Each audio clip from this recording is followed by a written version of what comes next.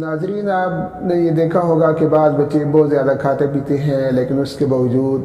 آپ حیران ہو جاتے ہیں کہ ان کا کھانا آخر جاتا کہاں ہے اور اس خوراک کا کوئی اثر نہیں ہوتا۔ تو یہ اس بات کی واضح علامت ہے کہ ان کے پیٹ میں جو ہے کیڑے ہیں۔ کیڑوں کی مختلف علامات بھی آپ خود بھی محسوس کر سکتے ہیں۔ کیڑوں کی وجہ سے بچہ اکثر سست اور قائل ہوتا ہے، اس کے چہرے کا رنگ جو ہے وہ پیلا سا ہوتا ہے، اور بعض بچے ناک میں انگلی جو ہے وہ کھجاتے رہتے ہیں ناک کو، اور یا اپنی ناف میں انگلی وہ ڈالتے رہتے ہیں، اور دن بدن وہ کمزور ہوتا جاتا ہے اور خوراک کا اس کے جسم پر کوئی اثر نہیں ہوتا۔ بعض بچے ان میں یہ علامات ہوتی ہے کہ وہ الٹا سوتے ہیں، منہ کے بل سوتے ہیں، اور ان کا پیٹ جو ہے مسلسل وہ پھولتا رہتا ہے لیکن باقی جسم کمزور ہوتا ہے، اور پیٹ میں اکثر درد کی وہ شکایت کرتے ہیں،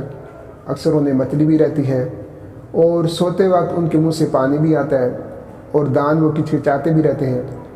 تو باقی ان کی چہرے پہ جس طرح معصومیت ہوتی ہے، رونق ہوتی ہے بچے کے چہرے پر، یہ بھی نہیں ہوتی، اور ان کے خصوصاً چہرے پر بھی وہ وائٹ قسم کی داریاں آپ کو نظر آئیں گی۔ تو یہ چند علامات ہیں جن کی وجہ سے آپ خوب ہی محسوس کر سکتے ہیں والدین ہونے کے ناطے ہی کہ بچوں میں شاید کہ کیڑے انہوں نے اپنی جگہ بنا لی ہے۔ تو اس لیے اس صورت میں ان کو مزید جو عارضے لاحق ہو سکتے ہیں کہ ان میں مسلسل جو ہے خون کی کمی بھی ہو سکتی ہے، اور پیٹ کا درد بھی وہ مسلسل ہو سکتا ہے، اور بعض دیگر بیماریاں بھی ان کو ہو سکتی ہیں۔ کیڑوں کی مختلف اقسام ہیں، ہک ورمز، تھریڈ ورمز اور ٹیپ ورمز، اس طرح لاتعداد ان کی اقسام ہیں، اور ہر ایک کی جو ہے وہ اپنے نقصانات کے لحاظ سے انسان کے لیے وہ کسی صورت جو ہے وہ فائدہ مند نہیں ہے بلکہ نقصان دہ ہے۔ ہک ورمز اکثر ان بچوں کو ہو جاتے ہیں جو کہ ننگے پاؤں فرش پر چلنے کی ان کی عادت ہوتی ہے۔ اس کے علاوہ اگر ہم بازار سے کوئی چیز لاتے ہیں، خصوصاً وہ ایسی سبزیاں جو کہ زمین کے اندر سے اگتی ہیں، زمین کے اندر وہ ان کا وجود ہوتا ہے،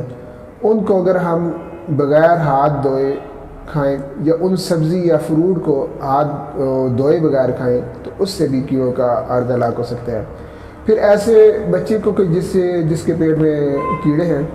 اسی کے بستر پر اگر دوسرا بچہ بھی سوتا ہے تو دوسرے بچے کو بھی وہ فوجیں اپنی چھاونی جو ہے وہ دوسری سائڈ پہ شفٹ کر سکتی ہیں۔ تو اس صورت میں اس بچے کو بھی الگ تھلگ رکھا جائے کچھ دنوں کے لیے۔ تو کیڑوں کا علاج ہومیوپیتھک میں بہترین ہے،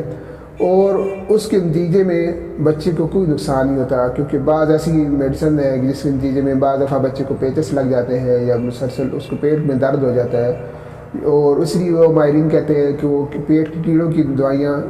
بار بار دہرانی نہیں چاہیے۔ لیکن ہومیوپیتھک کی میڈیسن ایسی ہے کہ جو بے ضرر ہے اور بچہ اسے آسانی سے استعمال کر سکتے ہیں۔ اس وقت جو آپ کو اسکرین پہ نظر آ رہی ہے میڈیسن، یہ T26 ہے، میکٹم ہومیو فارما کراچی کی ہے، اور یہ بہترین میڈیسن ہے۔ 15 قطرے صبح دوپہر شام تھوڑے سے پانی میں آپ ڈال کر اس کو دیں،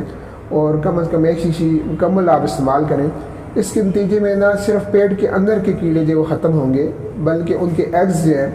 وہ بھی ختم ہوں گے، تاکہ ان کی بار بار افزائش نہ ہو۔ تو اس کے بعد پھر آپ احتیاط بھی رکھیں، اور ایسے بچوں کو آئندہ مزید بہتری کے لیے کیلشیم اور آئرن پر مشتمل خوراک بھی دیں اور اس پر مشتمل میڈیسن بھی دیں، تاکہ پیٹ کے کیڑوں کے نتیجے میں اس کے اندر جسم میں کیلشیم آئرن کی جو ڈیفیشنسی ہوگی ہے اس کا بھی ازالہ ہو سکے۔ تو اس لیے اپنی ایسے بچوں کے علاج کے لیے آپ T26 کو یاد رکھیں۔ لیکن ایک بار پھر میں یہ عرض کر دوں کہ کوئی بھی میڈیسن استعمال کرنے سے پہلے، خصوصاً بچوں کو استعمال کرنے سے پہلے، ایک معالج سے ضرور مشورہ کر لیں تاکہ آپ کو کسی پریشانی کا سامنا نہ کرنا پڑے۔ اللہ تعالی ہمیں صحت کی نعمتوں سے نوازے۔